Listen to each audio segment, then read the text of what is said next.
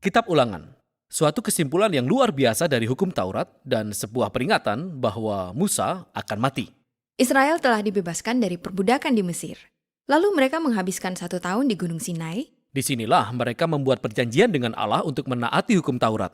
Kemudian mereka mengembara di padang gurun selama 40 tahun, sebelum mereka sampai ke sungai Yordan yang terletak persis di seberang tanah perjanjian yang sudah dijanjikan Allah bagi mereka. Mereka siap memasuki tanah perjanjian. Disinilah kitab Ulangan dimulai. Dan kitab ini berisi pesan-pesan Musa. Musa memberikan pesan-pesan terakhir ini seperti sebuah obrolan dengan generasi baru Israel yang akan pergi ke negeri ini. Pesan-pesan ini terbagi ke dalam 3 bagian besar. Musa memulai bagian pertama pesan tersebut dengan nada muram. Karena dia menyoroti pemberontakan dan perlawanan Israel yang telah berlangsung selama 40 tahun terakhir. Dan ini mendasari bagian pembukaan yaitu tantangan Musa kepada generasi baru ini untuk menjadi berbeda dengan orang tua mereka dalam hal menanggapi anugerah Tuhan dengan kasih dan ketaatan.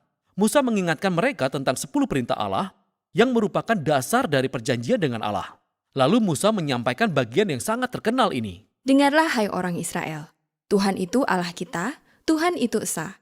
Kasihilah Tuhan Allahmu dengan segenap hatimu, dan dengan segenap jiwamu, dan dengan segenap kekuatanmu. Nah, dalam tradisi Yahudi, hal ini disebut Shema.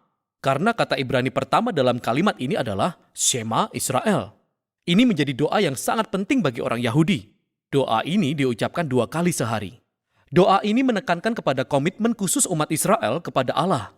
Satu-satunya Allah yang sejati yang mengasihi mereka dan melepaskan mereka dari perbudakan. Benar, karena mereka akan memasuki suatu wilayah yang penduduknya menyembah banyak dewa-dewa. Musa berpikir kesetiaan kepada Allah adalah satu-satunya cara menuju kehidupan. Nah, perhatikan kata-kata kunci ini dalam Shema. Dengarlah dan kasihilah. Kita akan menemukan kata-kata ini di sepanjang bagian pembuka dari pesan-pesan terakhir ini. Kata dengarlah dalam bahasa Ibrani lebih dari sekedar membiarkan gelombang suara masuk ke dalam telinga kita. Ini mencakup gagasan untuk menanggapi apa yang kita dengar. Bagi Israel, ini berarti menanggapi anugerah Allah dengan mematuhi hukum perjanjian.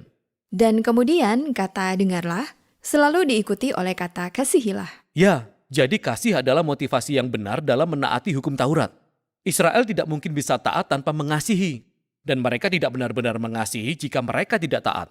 Jadi ada hubungan yang sangat erat antara mengasihi dan mendengarkan yang ditulis berulang kali dalam kitab ini.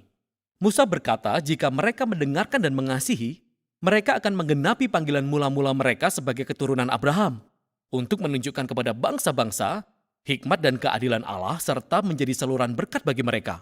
Bagian kedua kitab Ulangan berisi sejumlah hukum dan perintah. Dan inilah asal-muasal nama kitab ini, Ulangan, berarti hukum kedua. Karena kebanyakan dari ketetapan dan peraturan ini sudah pernah kita dengar sebelumnya. Bahkan pada kalimat awal kitab ini, kita diberitahu bahwa di sini Musa menjelaskan dan mengklarifikasi ketetapan dan peraturan itu. Jadi Musa mengulangi dan menjabarkan ketetapan dan peraturan yang ada dan membuat itu relevan bagi generasi baru ini.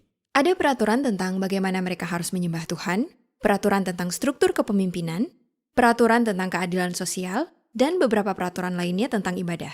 Nah, setelah menyampaikan semua ketetapan dan peraturan itu, Musa memperingatkan Israel mengenai konsekuensi atas ketaatan dan ketidaktaatan. Atau dalam istilah Musa, berkat dan kutuk. Jika mereka mendengarkan dan mengasihi, mereka akan merasakan berkat dan kelimpahan di tanah perjanjian.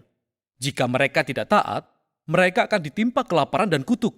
Dan mereka akan dipaksa keluar dari tanah perjanjian menuju pengasingan. Dan kisah ini membawa kita pada bagian terakhir dari pesan-pesan Musa. Ya, di sini Musa berkata, "Aku memperhadapkan kepadamu pada hari ini kehidupan dan kematian, berkat dan kutuk.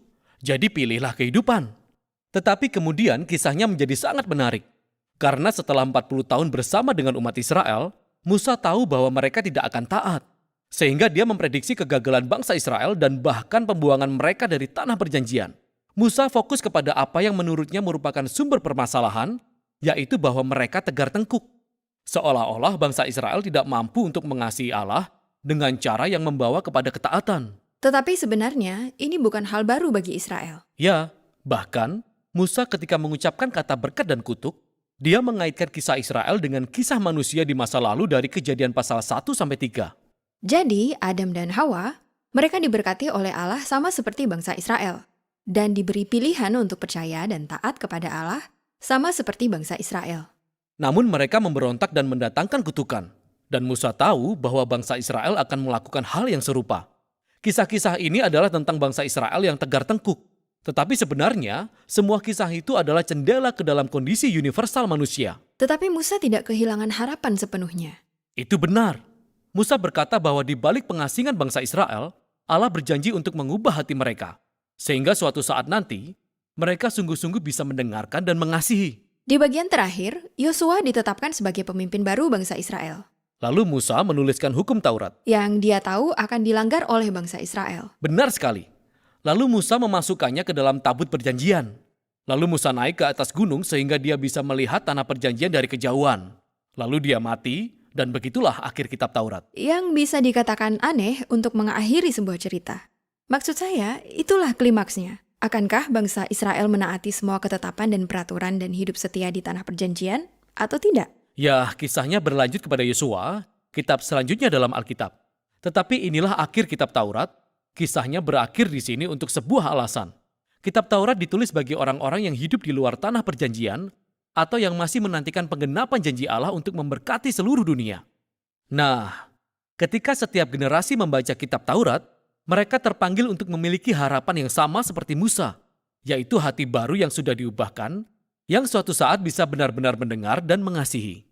Yesus, Raja yang berbeda, sangat berkuasa namun penuh cinta. Yesus, Raja yang berbeda, semuanya dia miliki tapi murah hati. Yesus, Raja yang berbeda, bukan hanya berjanji tapi rela mati. Yesus, Raja yang berbeda, aku makin jatuh cinta padanya. Yesus, Raja yang berbeda, sangat berkuasa namun penuh cinta.